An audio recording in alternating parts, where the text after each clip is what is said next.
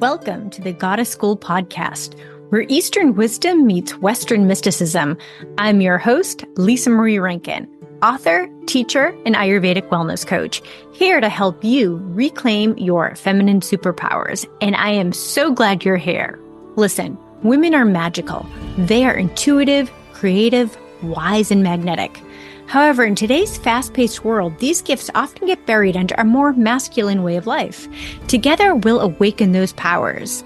In each episode, I'll take you through sacred teachings like Ayurveda, shadow work, and the mysteries of archetypes and rituals, so you can live with more clarity, synchronicity, and joy in all realms of life, like relationships, health, money, and more.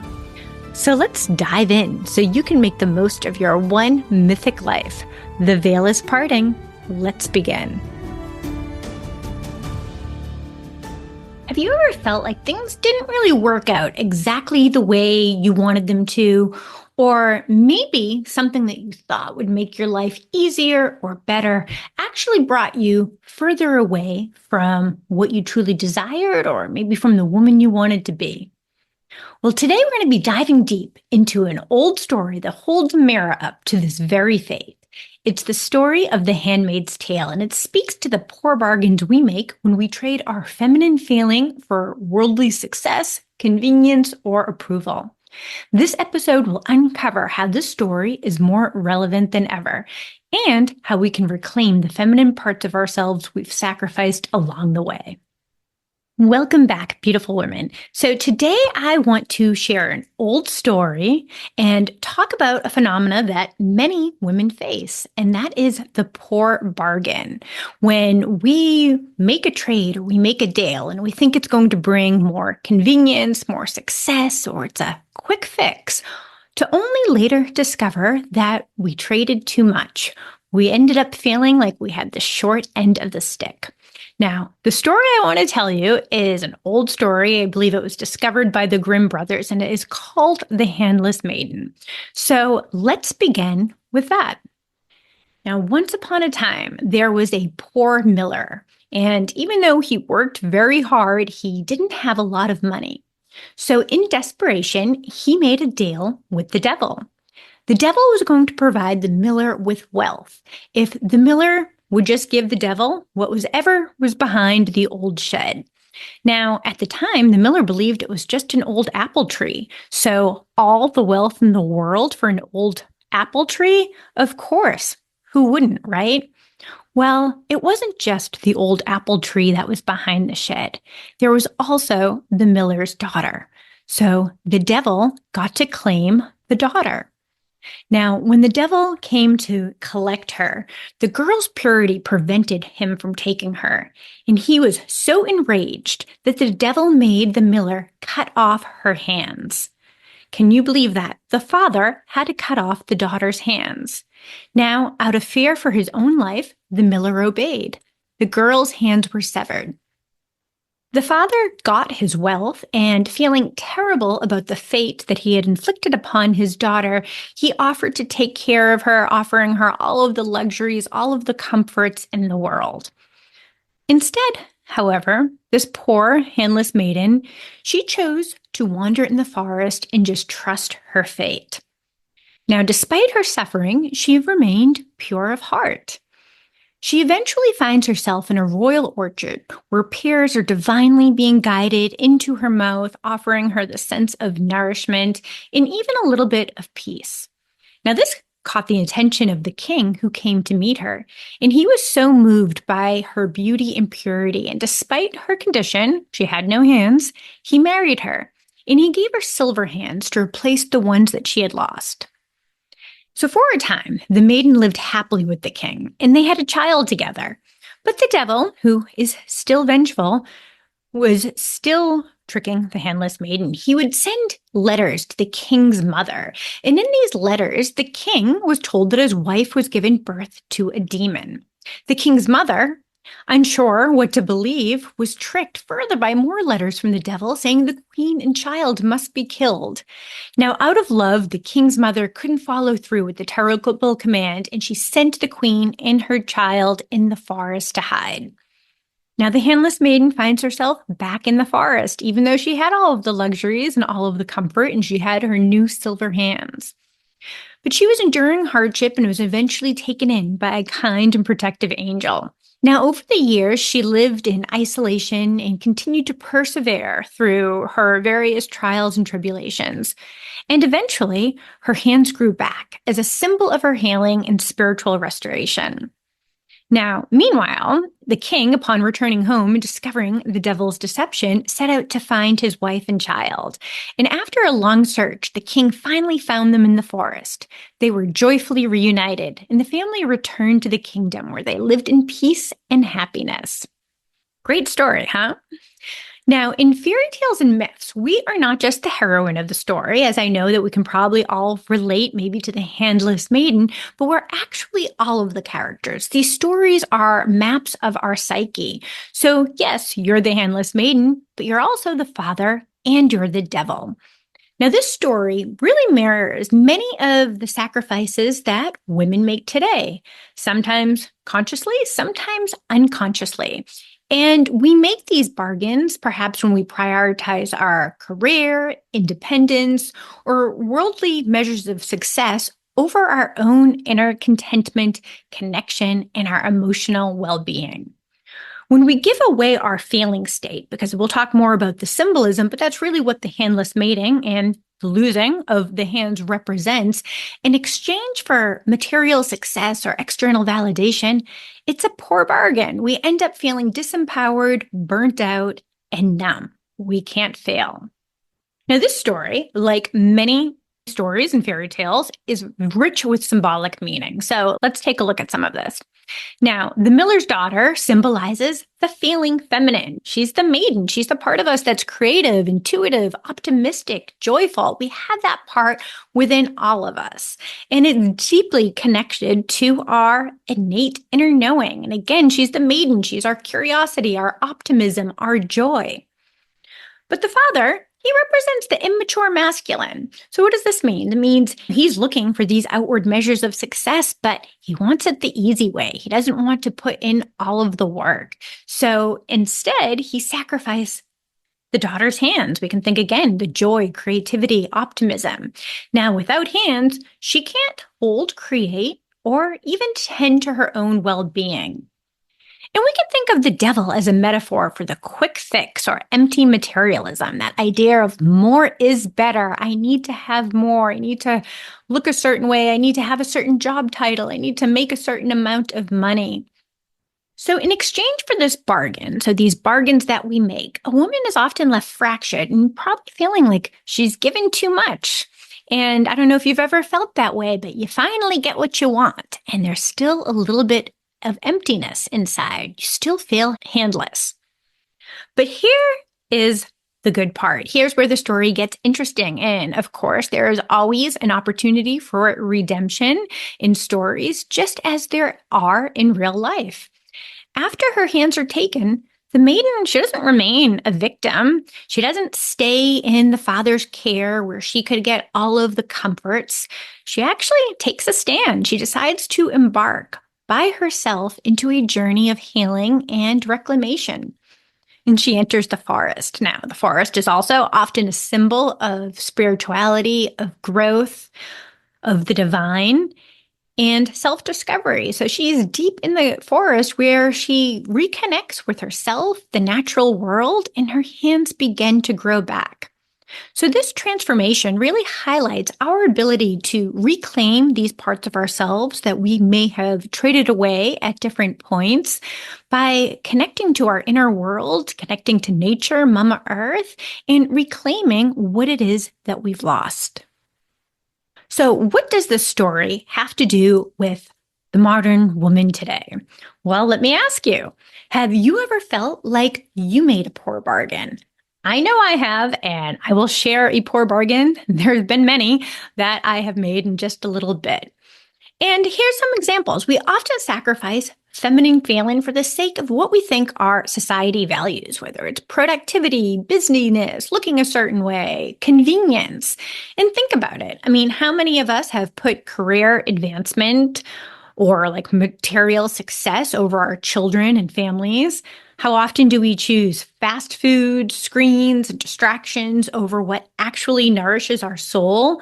And like, when do we seek pills and quick medical fixes instead of taking the time to cook nutritious meals and move our bodies? So again, the devil is kind of like, what's the easy way out? What can I get like the fastest and quickest way? And of course, when we do that, we're actually bypassing our ability to feel, our ability to create. Now, as women, I truly believe that we've been sold this idea that we can have it all. We can have this C-level job, or we can work, we can have money, we can have the family, we can have the great body, we can have it all. But it's really an exhausting illusion. There are choices that we're going to have to make. So we're going to have to prioritize what it is that we want and at what cost. So in the end, when we try to have it all, most women find themselves burnt out, depressed, and disconnected, feeling that they've lost their failing state in the pursuit of having more, which leaves us feeling a little bit numb. Has anyone ever felt that way before? So let me tell you a little bit about my story. And again, this isn't about casting blame or shame. Like in those examples that I have just given, I've actually made every single one of those poor bargains. So it's not about like, oh, how could I have done that? We do that because that's what our society and that's what our culture teaches us to do. It's what we are taught that we wanted. And then we wonder why we feel disconnected, anxious, and depressed after we have gotten what we said that we wanted. So this isn't about, again, casting blame or shame, but it's about recognizing these trade-offs and remembering if we are feeling handless to come back for our inner maiden, to bring her back to life. And yes, she can be brought to life. So one particular time that I had given up my hands, I remember, is when I was pregnant with my first child. So I believe I was like 29 or 30 around that time. And I worked full time as a designer at a software company. So I had a great job and it was actually pretty flexible where I could work from home. So it wasn't terribly stressful. But at the time, I decided it would be a good time to open up a retail store with my ex-husband. And this retail store was a pet grocery and it was a self-serve dog wash. And we were opening it up from scratch. And this was no small feat. So we were working with commercial realtors. We oversaw the build out. We had to purchase the tubs, the inventory, manage employees, set up the software system, find a groomer. It was really daunting. And even though I was very proud of it, it actually didn't last long. It was only in business for about 3 years, but I was very proud of what we created. I can't help but look back, like even just talking about it almost sends a little bit of anxiety through me, saying, why couldn't I have just enjoyed my pregnancy? Why couldn't I have just enjoyed the time with my daughter? Like, why did I think then was a great time to embark on this, like, really humongous task of opening up a retail store? Because it's time that I can't get back. And again, there's no blame or shame. I'm not punishing myself for it, but I am noticing when I have a tendency maybe to prioritize something else, something that I should want over something that I really do want, like time with my family. And it's no surprise that at the time that I felt that way, because in our culture, we're told that more is better, right? We can't be still. We got to keep producing faster, quicker, more, more, more. And honestly, I can still find myself sometimes in that cycle, caught up in that mania, trying to exchange being for doing. But I'm getting better at noticing when I'm making these poor bargains. And I'm getting better at knowing what it is that I truly desire and what's truly important to me. So I can come back quicker if I abandon the feminine. Now, as you remember in the story, the Handless Maiden, she was able to grow back her hands.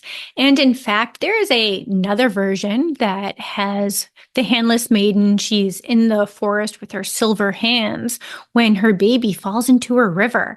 And without thinking, she reaches in to grab the baby. And you would think the silver hands wouldn't really be able to hold and catch, but that act, she starts to grow back her hands and she gets her baby. She saves her baby.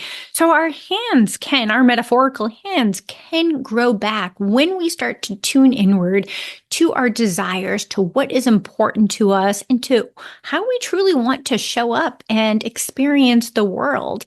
And there are ways that we can start to grow our hands back. So if you feel that you've lost your hand somewhere along the way, not to worry, all is not lost. So I wanted to share some ways that I can think can help you get back that feminine failing, your ability to create, to intuit, to trust your innate wisdom. Well, the first way is solitude and time alone. And I think this is a really important part of anyone who is doing work with the feminine. Is again, the feminine is an inner experience, where the masculine we can think of as the outer experience, which is very much what our society values today. The feminine is about really getting to know our inner journey and our psyche. So spend time alone. So just like the Handless Maiden went into the forest to hail, we also have to retreat from the busyness of life. And often it can be getting out in nature and really considering what it is that you want. And again, how you want to show up. The second way is to prioritize pleasure and joy. And, I really don't like that phrase, no pain, no gain, because I think we really have to re-educate ourselves on just being able to call in pleasure, to experience joy, and making that part of our self-care or spiritual practice. So what does bring you pleasure? And let's think about physical pleasure as well, too. Like what feels good on your body, or what can you experience through your senses? Maybe it's dancing or art or just taking time to enjoy a beautiful sunset, but really reconnecting with the moments that return us to our feeling state. Again, that's part of this journey that we're on as we look to reclaim the feminine, is to get out of the mind, that place behind our eyes, and really back into our body, and to be able to call in more pleasure and joy. The third way is to slow down. Now, truth be told, this is one that I am working on. I tend to like to try to get a lot of things done and fit a lot in the day, but I am learning, and I am learning to slow down because, again, we live in this society that glorifies the sense of busyness. It's often we talk about our to-do list and how busy we are and how much we have to do and how many groceries we were able to purchase, as if it was a badge of honor. But what if it wasn't? What if you, instead of trying to get as much done as you could, you gave yourself permission to rest, to breathe, to listen to music, to do the things that you want to do? The fourth way, listen to your body. So our bodies are wise. And again, our bodies can be our guide, our spiritual teacher, but many of us have learned to ignore them. And in fact, when we think of the poor bargain, it's often our bodies that we are exchanging more to do, right? We work at these long jobs, so we don't take time to eat healthy or to move our body, or we always think that there's something more important to do. And I will tell you that there is not. You've been given this gift while you are here in this earthly realm, so it's our divine duty to take good care of it. And I really encourage you to think of your symptoms, so anything that you may be experiencing, as your body's way of inviting you to approach life in a new way. So really listen to your body. And if you go back to episode 6, I share exactly how to do this. I have a whole episode on this. And then the fifth way is to set boundaries. So really think about what it is that is important to you, what you desire, what you want to protect.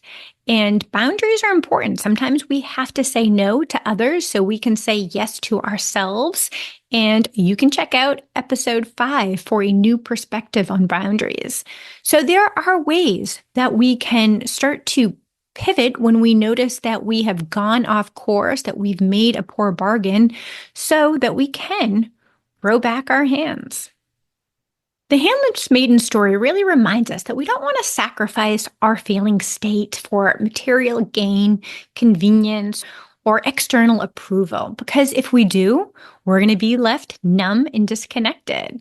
Now, once you notice the poor bargain, and we've all made them, and we probably will all continue to make them as well too, we can change course and we can come back to wholeness. We can rewrite our narrative, reclaim our feeling state, and choose differently. Now, just remember, this journey back to ourselves is a sacred one. And I would even think that this is the point. So Carl Jung would talk about individuation, which is all about reclaiming the lost parts of ourselves. It's about becoming whole. And I love how he says, I would rather be whole than good. So it's really discovering all aspects of ourselves. So thank you for joining me today, and may you take time to slow down, prioritize pleasure, and consider your poor bargains and how you want to come back to a state of wholeness. Now, The Handless Maiden is a story from the book Women Who Run with the Wolves by Clarissa Pinkola Estes. Now, if you want to read this book with an fantastic community of women and me, I invite you to join us in my guided book study. So we explore a woman's psyche, so concepts such as this, the poor bargain, through stories and archetypes, and I would absolutely love for you to join us. The link is in the show notes. So until next time, my sister, be well.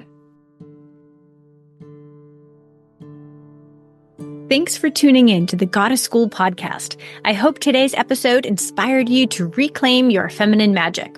Now, don't forget to subscribe to the show, and if you've enjoyed the podcast, please leave us a review on Apple. If you want to dive deeper into divine feminine archetypes and reconnect with your power, check out my book, The Goddess Solution. It's packed with ancient goddess wisdom for the modern woman. You can find the book on Amazon, and the link is in the show notes. And if you are ready to embrace these practices alongside a global sisterhood, I invite you to join my Divine Feminine Mystery School, Enlivened. It's a supportive space to embody these teachings with a fantastic community of like-minded women. You'll find the link in the show notes. Remember, the goddess isn't a deity outside of you. She's an aspect of your highest self. You are the goddess. Until next time, my friend.